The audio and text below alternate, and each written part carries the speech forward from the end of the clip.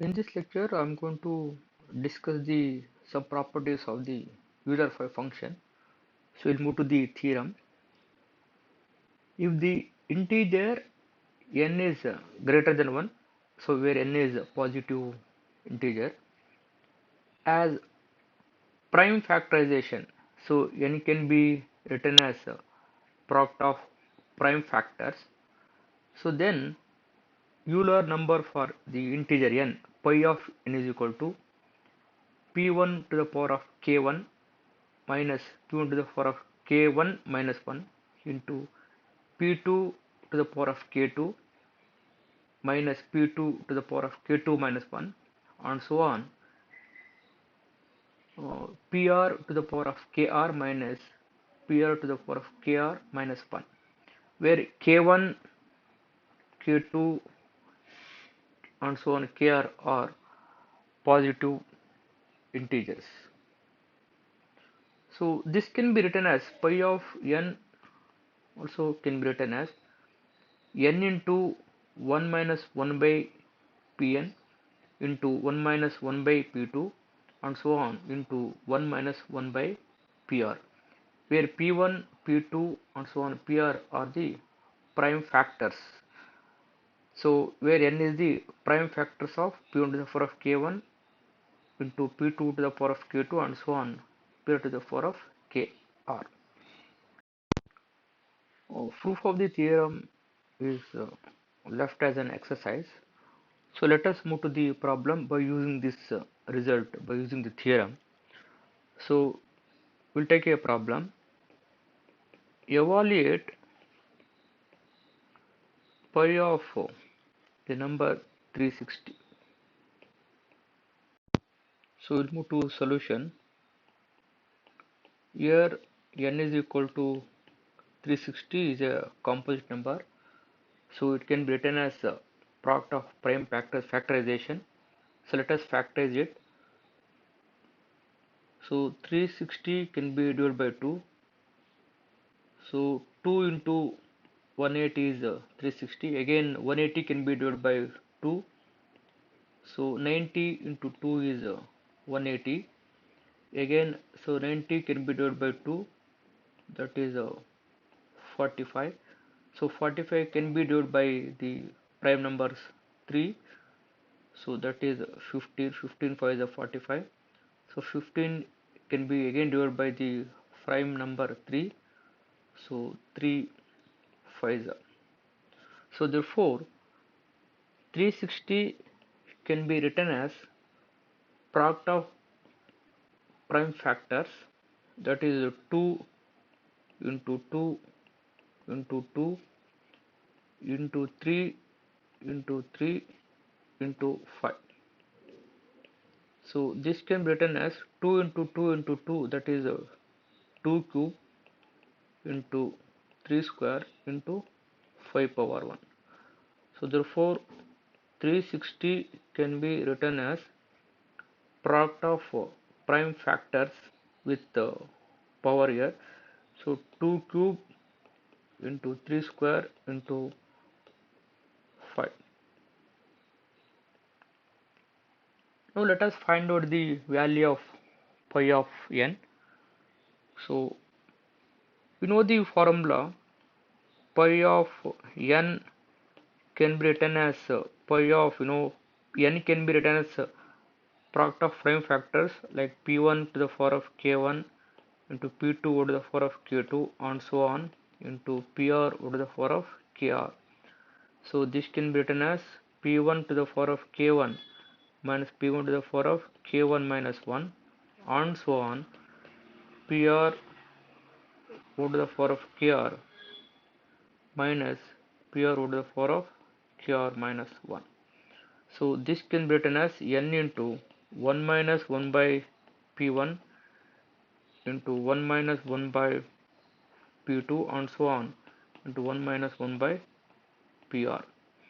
So therefore by using this result, so pi of 360 where n is 360 into where p1 is 2, where p2 is 3, where P3 is 5.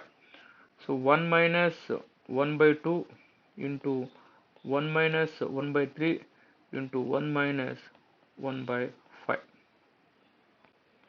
So this is equal to 360 into, so let us take LCM, 2 minus 1, 1 by 2 into, let us take LCM 3, 3 minus 1, 2 by 3, and let us take LCM 5 with 1, so that is 5 is the LCM. 5 minus 1, that is 4 by 5 is equal to 96. After simplification we have 96. Therefore pi of 360 is equal to 96. Find pi of 1001. We'll move to solution. Here n is equal to 1001. So this can be written as product of prime factors. So let us factor this. So 1001. So this number is divisible by 7. 7 ones are 7, remaining 3 here. 7 4s are 28. So then remaining 2 here. 7 3s are 21. So 143 can be divided by either 11 or 13. So 11 into 13. Yes. So 1001 can be written as product of prime factors, that is 7 into 11 into 13. Here where P1 is equal to 7, so P2 is equal to 11 and P3 is equal to 13. So now therefore by using the theorem 1001 can be written as product of 7 into 11 into 13. So this can be written as, you know the formula, pi of n can be written as P1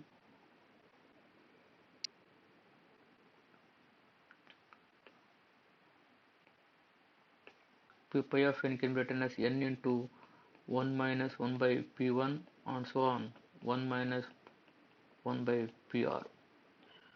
So where n is here 1001, so 1001 into, where P1 is 7 here, 1 minus 1 by 7 into 1 minus 1 by P2, where P2 is equal to 11, into 1 minus 1 by 13, where P3 is 13.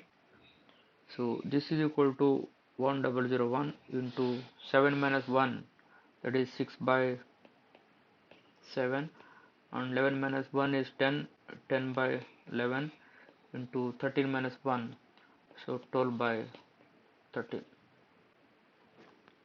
So after simplification we have 720. So therefore, so pi of 1001 is 720.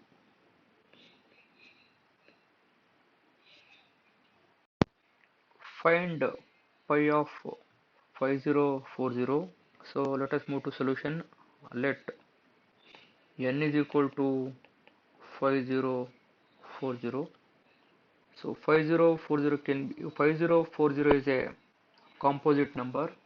So this can be written as product of prime factors. So let us divide this number by 2. So 5040 can be written as 2520 into 2. Again 2520 can be written as product of 2 into 1260. So 1260 can be written as product of 2 into 630. Again 630 can be written as product of 2 into 315. 315 can be written as product of 3 into 105. So 105 can be written as 3 into 35. Again 35 can be written as, so 5 into 7. Therefore n is equal to 5040 can be written as product of prime factors, that is 2 into 2 into 2 into 2, so 4 times 2, then 3 into 3 into 5 into 7. So this is equal to 2 to the power of 4 into 3 square into 5 into 7. So let us call P1 is 2, P2 is equal to 3, and P3 is equal to 5, and P4 is equal to 7. So by using the theorem, so pi of n can be written as n into 1 minus 1 by P1 into 1 minus 1 by P2 into 1 minus 1 by P3 into 1 minus 1 by P4. There are 4 prime factors with some powers. So here n is equal to 5040 into 1 minus 1 by, where P1 is 2, into 1 minus 1 by P2, where P2 is 3, into 1 minus 1 by P3, where P3 is 5, into 1 minus 1 by P4, where P4 is 7. So this is equal to 5040 into, so let us take LCM, 2 minus 1, 1 by 2, and in second term that is 2 by 3, and third term 4 by 5, and 7 minus 1, 6 by 5. So after simplification we have 1152. Therefore pi of 5040 is equal to 1152. So we take another problem. Find the pi of 36,000. So we'll move to solution. Let n is equal to 36,000. So this can be written as product of prime factors. So let us factor this. 36,000 can be written as 2 power 5 into 3 power 2 into 5 power 2. So this can be written as product of prime factors, where P1 is equal to 2, P2 is equal to 3, and P3 is equal to 5.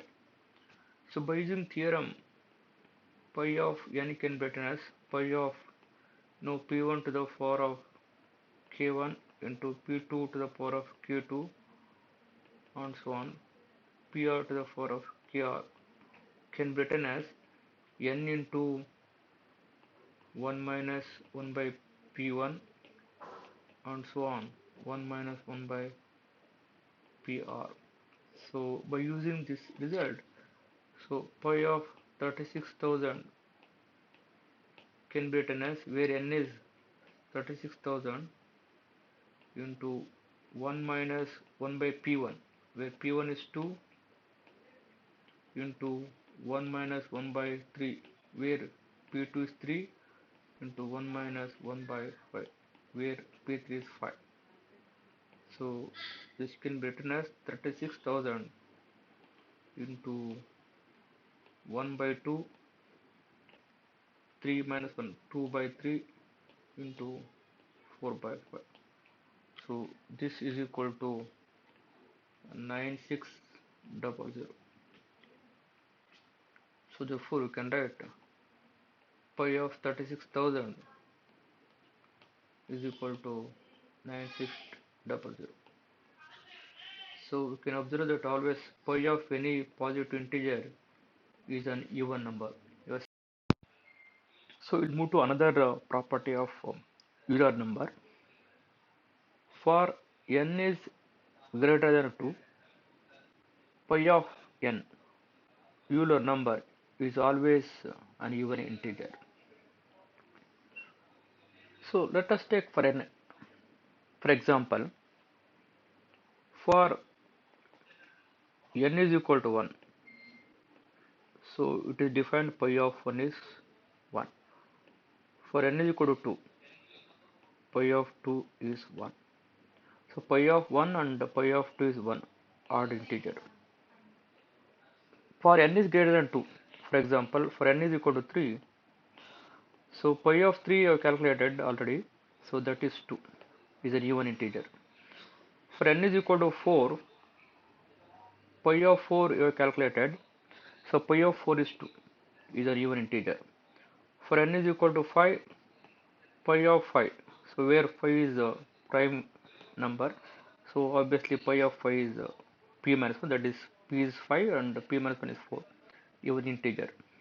Where n is equal to 6, pi of 6, so that is equal to 2. For n is equal to 7, so pi of 7, that is equal to 6, even integers.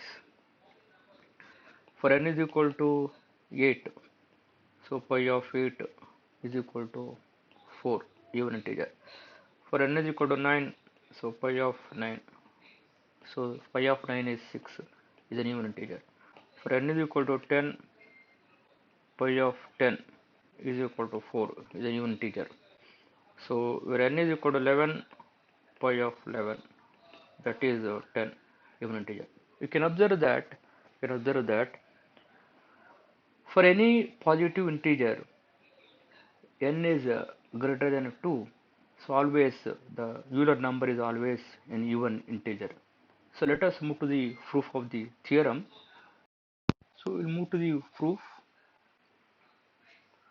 We consider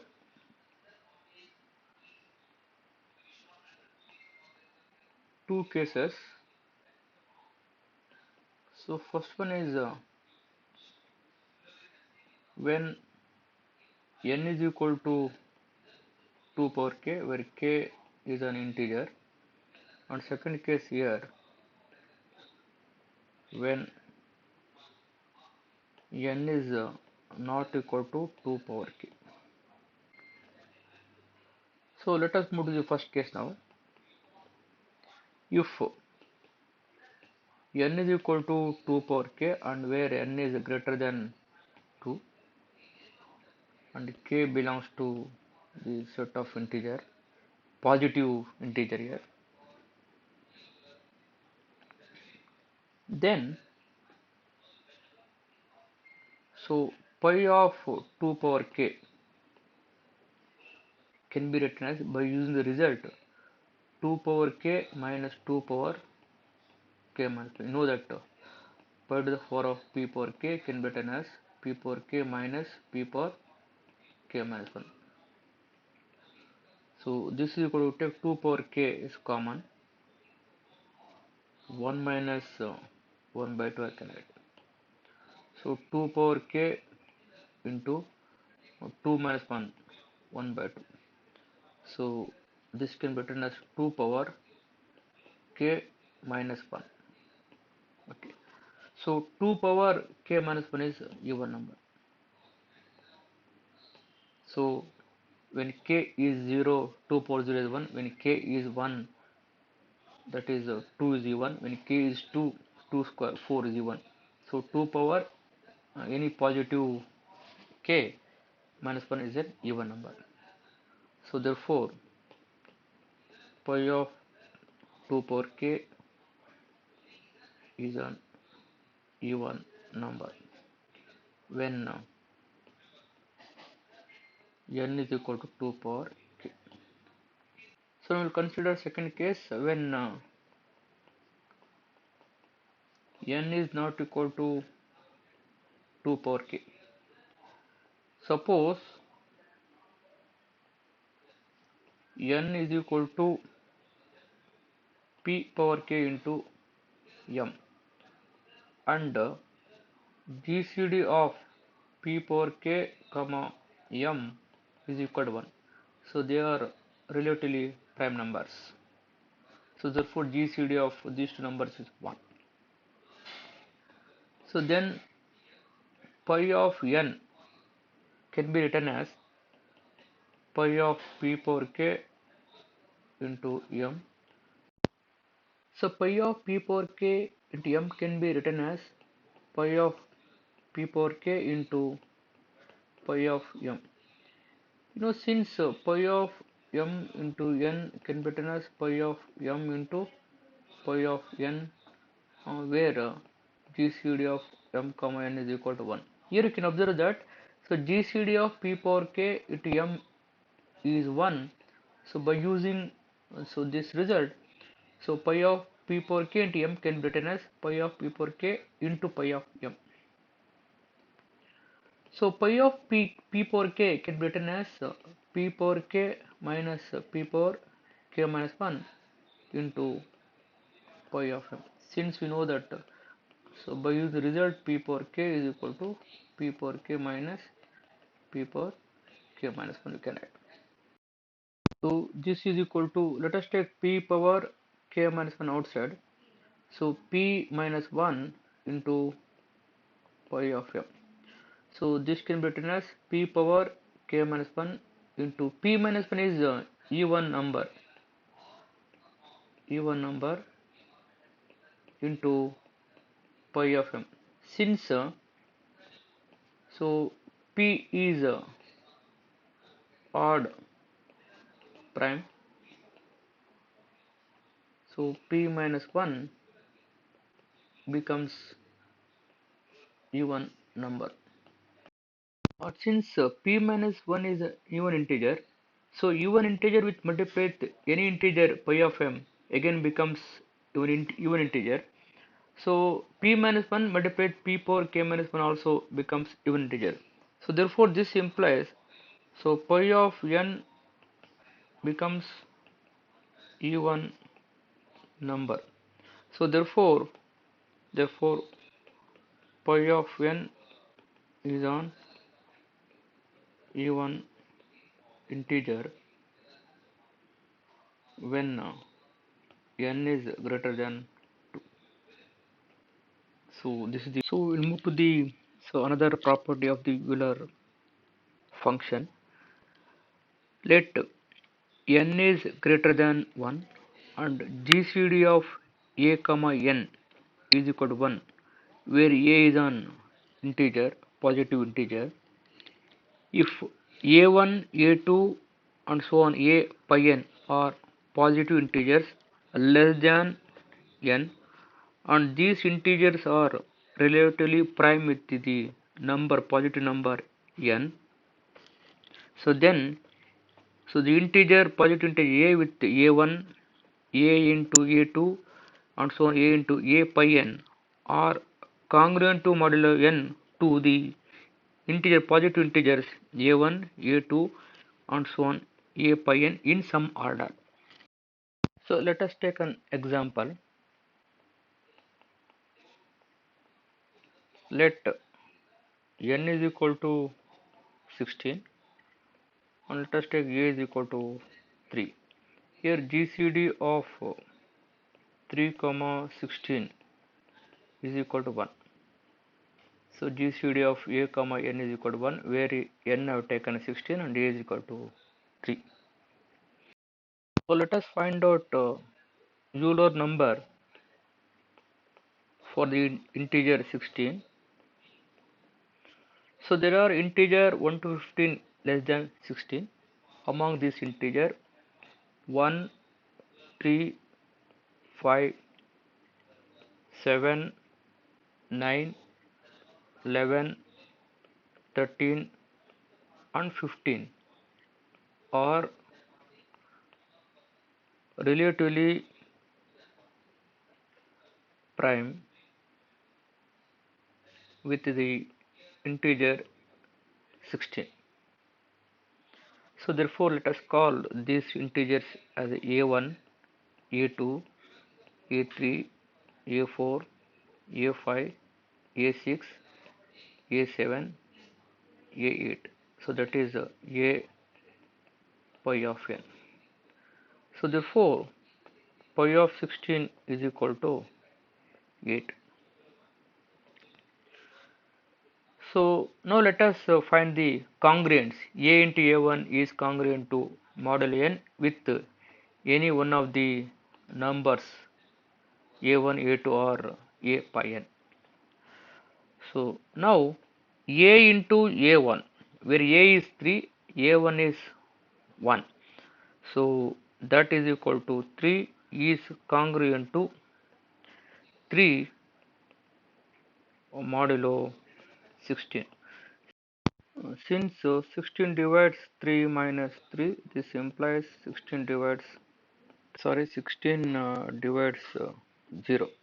So 3 is congruent to 3 modulo 16. It means A into A1 is congruent to, this is A2, A2 modulo 16. It means here A into A1 is congruent to modulo A2 if I take n is equal to 16 and A is equal to 3. So now let us take A into A2, where A is 3 and A2 is equal to 3 here. So that is 9 is congruent to 9 modulo 16. Since 16 divides 9 minus 9, this implies 16 divides 0. So A2 is congruent to, that is 9 is here, that is A5. So A into A2 is congruent to A5 modulo 16. Then A into A3, where A is 3 and A3 is equal to 5, that is equal to 15, is congruent to 15 modulo 16. Since 16 divides 15 minus 15. So where 15 is A8, this is A8. Therefore A into A3 is congruent to A8 modulo 16. So then A into A4, where A is 3 and A4 is equal to 7, 7th is a 21. 21 is congruent to 21 is congruent to 5 modulo 16, where 5 is here I have taken as A3. This is A3. A4 is congruent to A3 modulo 16. Since you can observe that 16 divides 21 minus 5. This implies 16 divides 16. So now A5, where A is equal to 3 and A5 is 9. So 9 is 27. 27 is congruent to 11 modulo 16, where 11 is here A6. So A5 is congruent to A6 modulo 16. So since 16 divides 27 minus 11, 16 divides 16 now. A6, A6 is here 11. So 11th is a 33. 33 is congruent to 1 modulo 16.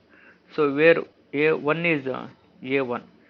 So A6 is congruent to A1 modulo 16. Since you can observe that 16 divides 33 minus 1, this implies 16 divides 32. So then A7, where A7 is 13, 13 3s are 39. So 39 is congruent to 7 modulo 16, where 7 is that A4. A7 is congruent to A4 modulo 16. Since 16 divides 39 minus 7, so this implies 16 divides 32. Then A8, so A8 is 15, 15 is 45. So 45 is congruent to, that is 13 modulo 16. 13 is A7. So A8 is congruent to A7. So since 16 divides 45 minus 13, 16 divides 32. Yes. Therefore, A into A1, comma A into A2, A into A3, A into A4, and so on, A into A8 is congruent to congruent to A into A1 is congruent to A2. So A into A2 is congruent to A5. A5, similarly A8, A3, A6, A1, A4, A4 and A7 modulo 16 respectively.